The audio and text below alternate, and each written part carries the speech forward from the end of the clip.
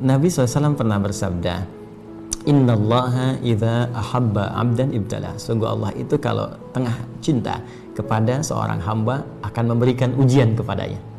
Jadi tadi redaksi yang tadi mengampuni dosa, yang ini ngasih ujian. Ya, kenapa? Karena gini, ya, cara berpikirnya. Orang itu kan kalau diuji, itu cenderung ingin cari solusi kan? Ya, kalau sedang punya masalah, ingin cari solusi kan? Dan fitrah kita, spiritual kita. Jadi ada fitrah, elemen tubuh manusia itu dibagi tiga, ya, fitrah akal, ya, fitrah fisik tubuh, dan fitrah roh spiritual. Ini inti hidupnya. Fitrah akal, ya, kalau nggak tahu pengen cari tahu, kan itu belajar. Karena itu Anda kalau dapat informasi terus pengen cari tahu, ya, nah itu fitrahnya akal demikian. Ya.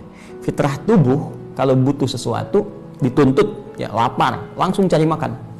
Ya, apapun yang terjadi pengen makan karena lapar, haus pengen minum, itu fitrah. Sama roh juga begitu. Roh. Ya, fitrahnya kalau sedang ada persoalan, sedang kegelisahan, dia akan mencari ketenangan. Ya, dan roh itu kan sumber ketenangan ada di roh, ya, tempatnya di hati.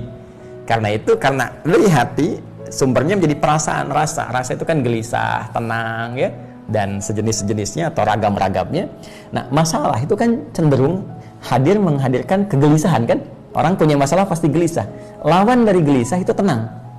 Ya, jadi sebetulnya masalah ini sebuah katalis yang bisa, kalau dalam perspektif berbeda, ya, cara pandang berbeda, masalah itu adalah sebuah katalis, ya, yang bisa dengan ini mendatangkan ketenangan secara cepat. Jadi kalau nggak ada masalah, bagaimana ketenangan itu bisa muncul?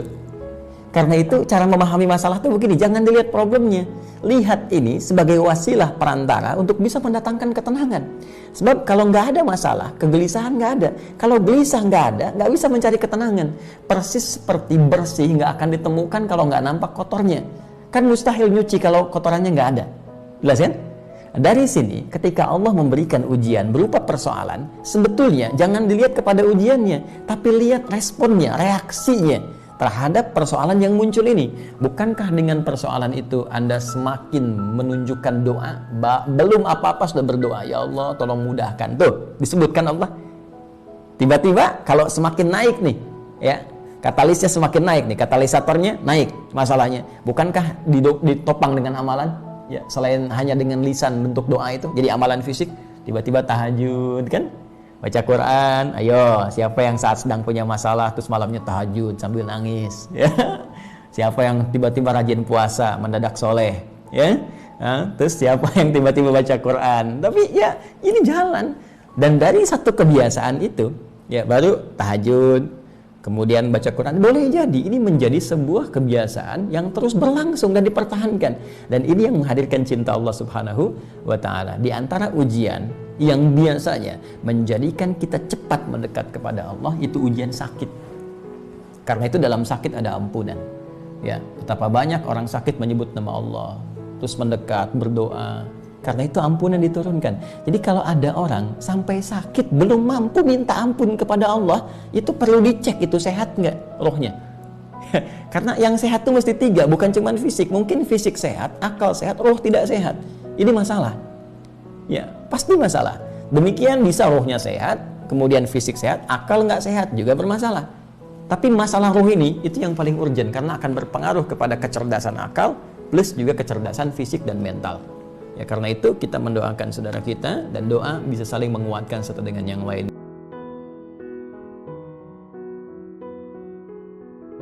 Menjaga pandangan yang sesuai Al-Quran dan hadis. Cara menjaga pandangan untuk laki-laki atau perempuan? Kayaknya sih laki-laki nih. Baik. Untuk laki-laki Quran surah ke-24 ayat ke-30, untuk perempuan Quran surah ke-24 ayat 31. Baik, kita langsung jawab dengan ayatnya. Perhatikan kalimatnya untuk laki-laki. Wa qul lil mu'minina yaghuddu min absar. Katakan pada pria-pria yang merasa punya iman. Yaghuddu min absarihim. Ya. Yaghuddu itu asalnya adalah menatap kepada yang baik-baik dan menyingkirkan pandangan dari yang tidak baik. Dari sini muncul istilah ghaddul basar.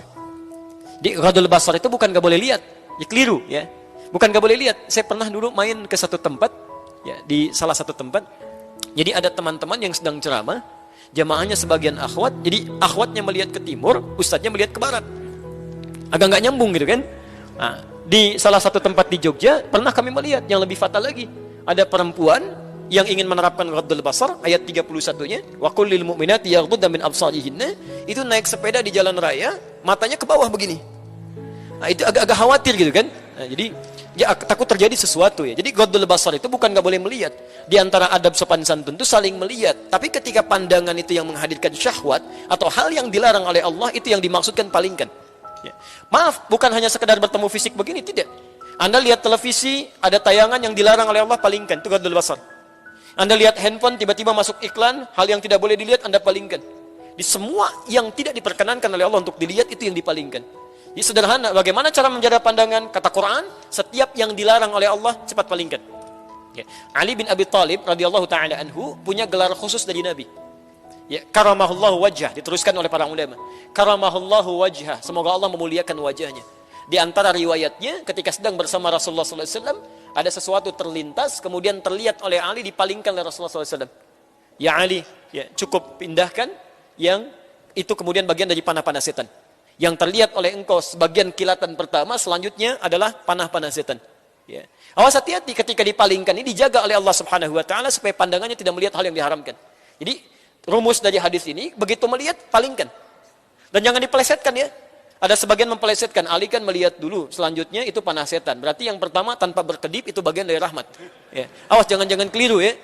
Anda lihat seseorang, Masya Allah, itu bagian dari panah setan. Kedip dulu langsung pindah, ya kan? Nah, itu hal yang keliru, yang tidak tepat.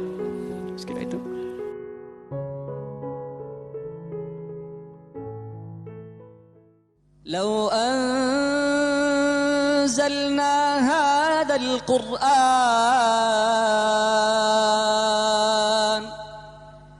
لو أنزلنا هذا القرآن على جبل لرأيته خاشعا متصدعا من خشية الله.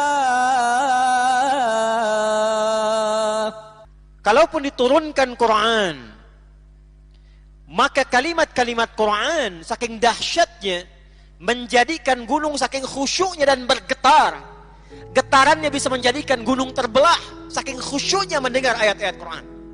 Jika gunung yang keras saja bergetar mendengar Quran, jika orang musyrik saja bergetar jiwa dan wajahnya mendengar Quran, maka bagaimana dengan jiwa-jiwa Anda yang telah mengatakan Anda Muslim dan hatinya tidak lebih keras daripada gunung? Jikalau ada di antara kita belum tersentuh dengan Quran, dan beliau menguji tadi dengan bacaan Quran, apakah iman kita bergetar ketika mendengar Quran? Jika gunung saja terbelah, jika orang musyrik saja punya getaran, maka mengapa kalbu kita yang lebih lembut daripada gunung tidak bisa mendapatkan getaran dari Al-Quran itu?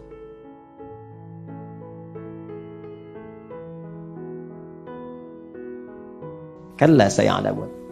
Engkau mengingkari tentang pertanggungjawaban pulang, silahkan berbuat semaunya. Ya'mal ma syi'ta fa innaka mayyitun. Kerjakan semaumu. Engkau pun sudah divonis untuk meninggal. Jadi kita ini udah dapat vonis mati, Pak Bu. Cuman belum tahu waktunya kapan. Saya tuh kadang-kadang sering kali belajar pada orang-orang yang bahkan disebut oleh sebagian orang pelaku maksiat. Tapi mempelajari kisah mereka yang bertobat, itu seringkali memberikan kepekaan pada jiwa dan kekuatan pada air mata itu untuk mengalir. Saya itu masih bertanya pada diri saya, apakah kepulangan saya itu akan sebaik seorang Freddy misalnya, saya sebut ya, nama untuk dijadikan sebagai pelajaran bagi kita. Yang orang menyebutnya gembong narkoba, begini begitu, tapi kepulangannya indah. Masih bisa menghatamkan Quran 7 kali. Bertobat, minta kesempatan kepada regu eksekutor itu sebelum meninggal, beri kesempatan untuk membacakan kalimat tauhid, asyhadu an la ilaha illallah, asyhadu anna muhammadar rasulullah, dan berikan kesempatan untuk matanya dibuka, jangan ditutup, supaya Allah menampakkan kepada saya dosa-dosa saya yang akan saya sesali sebelum saya wafat ini. Itu kematian yang indah gitu. Dan gak setiap orang punya kemampuan mengucapkan la ilaha illallah. Mesti belajar kita itu. Kematian itu pasti sifatnya. Kalau sudah sadar, perbaiki hidup.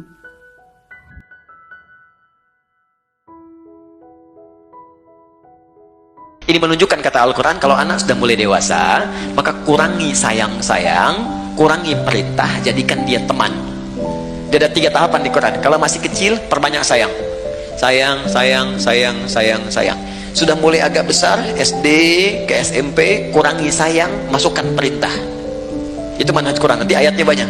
Sayangnya kurangi, perintah masuk. Sebab kalau sayang terus datang, nanti manja. Begitu diperintahkan, manjanya muncul. Dikurangi manjanya, masukkan perintah. Kalau sudah semakin dewasa lagi, SMP mungkin kelas 3, SMA kelas 1 naik, maka jadikan dia teman. Perintah kurangi, manja kurangi, sayang tetap dia adakan, cuman jadikan teman. Ajak sebagai teman diskusi. Kalau diperintahkan, dia bisa balikin, sebab nalarnya sudah mulai matang.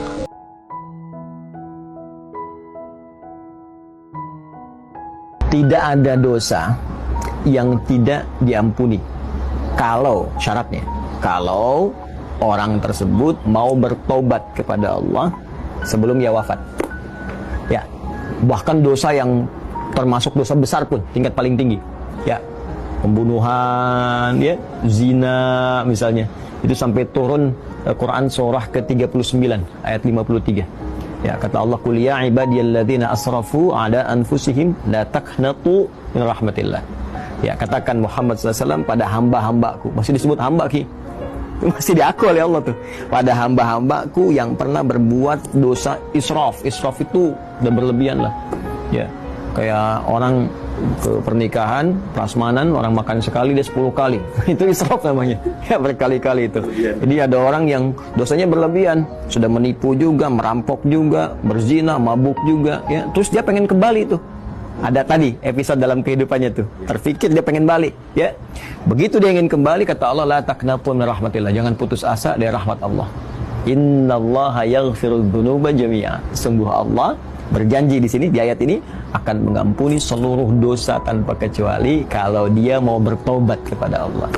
Tuh. Jadi kalau dosa besar saja, begitu Allah berikan kesempatan untuk diampuni, maka bagaimana dengan yang di bawah itu?